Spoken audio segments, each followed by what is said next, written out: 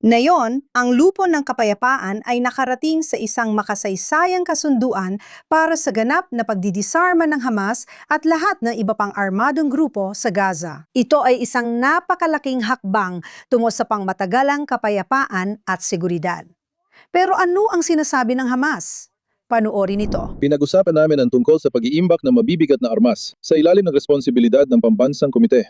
Yun lang, wala nang iba. Hindi namin pinag-usapan ang anumang ibang termino, hindi tungkol sa pagdidisarma o kahit ano pa. Ang isyu ng pagpapalaya ng lupa mula sa okupasyon at pagtatatag ng pambansang pagkakaisa ng mga Palestino. Ito ang mga bagay na aming pagtatrabahuhan at isusulong. Kaya ito ang usapan, ayos ba? Alisin ninyo ang mabibigat na armas. Sa madaling salita, mga rocket. Pero pwede nilang panatilihin ang mga sandatang pangdepensa kasama na ang mga Kalashnikov at RPG. Ano ba talaga ang ibig sabihin ng pagdidisarma at pagbibigay ng amnestia?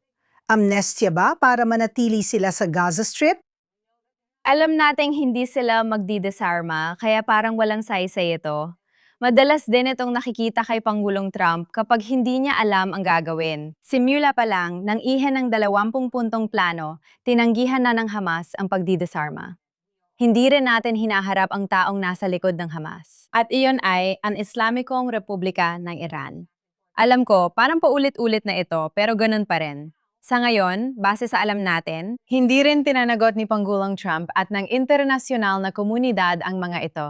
Alam natin na ito ang ulo ng ahas at tiyak na napahina na ang Hamas. At sa tingin ko, ganito yon. May paparating na namang taglamig. Pakiramdam ko parang nasa Game of Thrones Nandito ako talaga na may tayo, parang paparating Game na of taglamig. Thrones. Para tayong Game of Thrones, pero walang dragon. Paparating na naman ang taglamig. Hindi pwedeng hayaan na may 1 milyong tao sa tent ulit ngayong taglamig.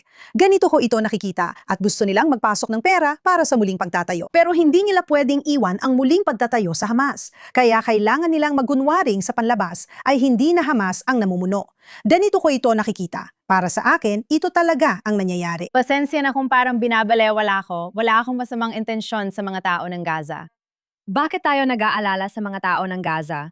Kahit milyon silang nasa mga tolda ngayong paglamig. Kapag may 92 milyong tao sa ilalim ng Islamistang teroristang diktadura sa Iran, kulang sila sa kuryente, tubig, at iba pang pangunahing pangangailangan sa buhay. Vehimen ang dahilan nito sa bansang mayaman sa likas na yaman.